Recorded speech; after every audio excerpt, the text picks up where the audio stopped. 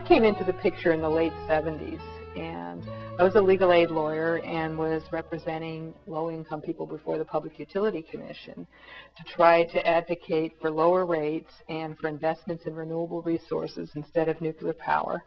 And what we would find ourselves facing when we got into those hearing rooms was a bank of utility company lawyers, a bank of experts, and there would be me and some little old ladies from the Gray Panthers. And that's the balance of power we had. We had very little impact other than making good headlines and organizing people, which was valuable, but we were totally out of balance.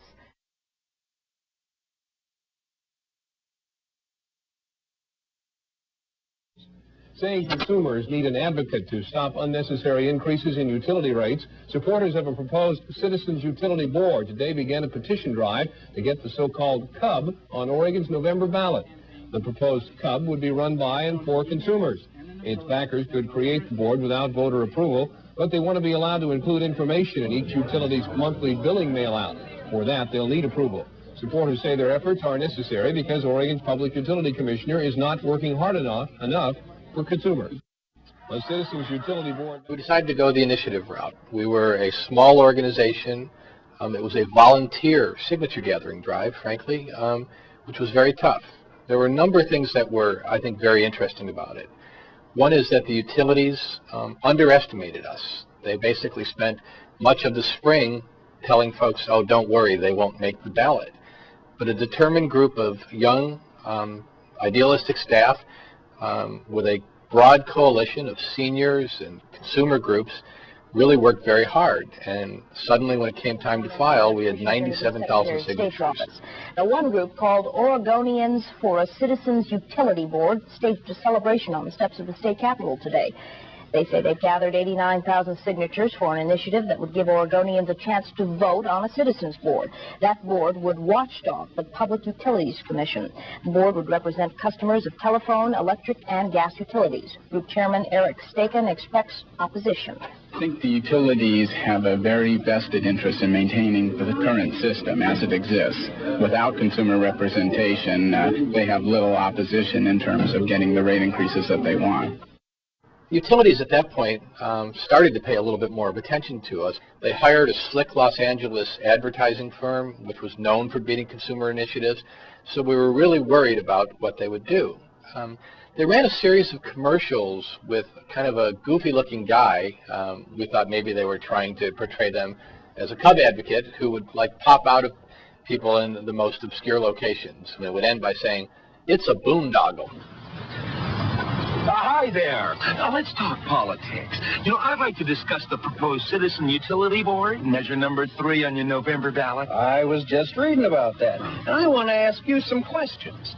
I understand you're going to be charging money to Oregonians. Well, that's right. Somewhere between $5 and $100 for each person to vote for the board members. What's the Citizens Utility Board going to do with the money it collects from the public? Well, that's just it. Under this proposal, the Citizens Utility Board can set its own salaries and benefits at whatever level. They could make political contributions, even put money into business deals. Oh, that's true, but And get this.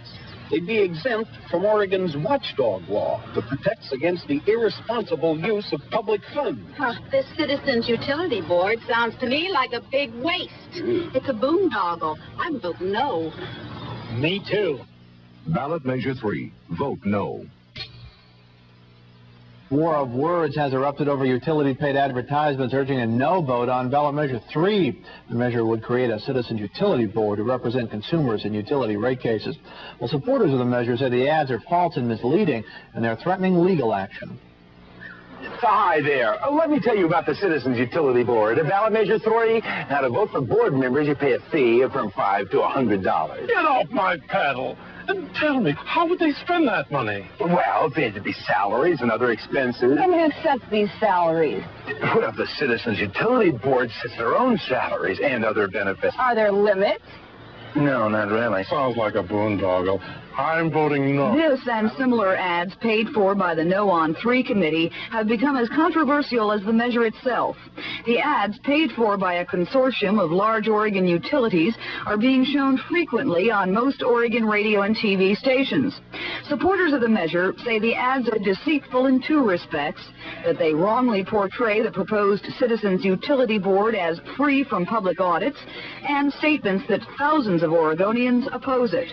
Measure supporter Eric Stachon says the media campaign against 3 has been paid for entirely by big utilities. Simply put, the utilities are trying to buy this election through deception and misinformation. The attempt by the utilities to hide the fact that they are the sole financial support for No on 3 is nothing less than a massive fraud on the people of Oregon. They had the money, we had the grassroots support, and we hand-painted lawn signs, we distributed literature door to door, we couldn't afford advertising, but yet we were able to win.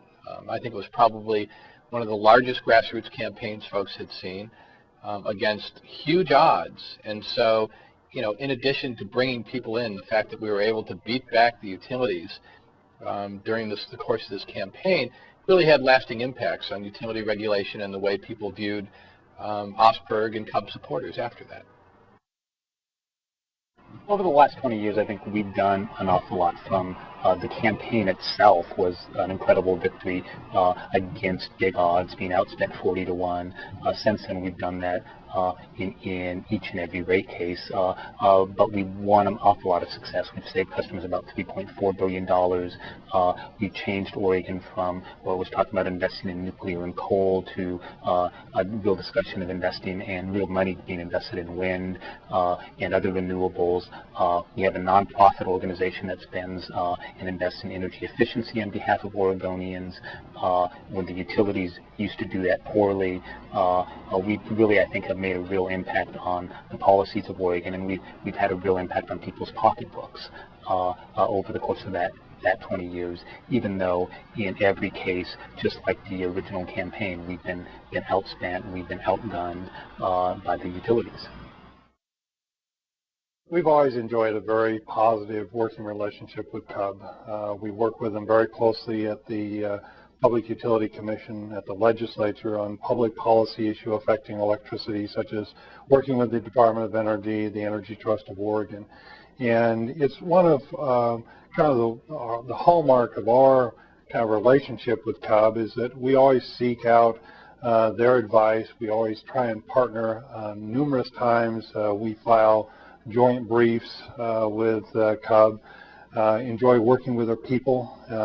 You know, good technical skills, good legal skills, excellent legislative skills. So they're very complementary to the work that we do here representing the business customers. Before I became a utility executive, I was in the intervening business. I did that for about 25 years, and I was in that business when CUB was formed. And I will tell you, this is an amazing organization. They have the legal talent and the financial acumen and the knowledge to get into the details. I mean, they really know what our business is all about, and they really know how to make a very strong case for the residential ratepayer. And I believe we're all better off having a strong voice at the table for the residential ratepayer. And I said that when I was an intervener, and I say that when I'm CEO of Northwest Natural. They make us a better company for doing the hard work, understanding our business, and making sure we're honest. I don't usually admit this in public, but I wore the bear suit. It was not one of my finest moments. It was definitely not one of my favorite moments. But I was in a place during that campaign where I would do anything for the cause. The CUB campaign was an amazing campaign, and I've worked on a lot of campaigns in the last 20 years. We were very young, and we were very enthusiastic, and we really believed that we could make a difference. So we worked our hearts out, and we're just so committed. I've never seen anything quite like it. I'm really proud of my work on that campaign, and I'm really happy that CUB became an organization. And I am proud about what CUB has done over the last 20 years. It was an organization that was really needed in Oregon. And in another 20 years, I hope that I'll be able to sit here and say that I'm proud of the last 40 years.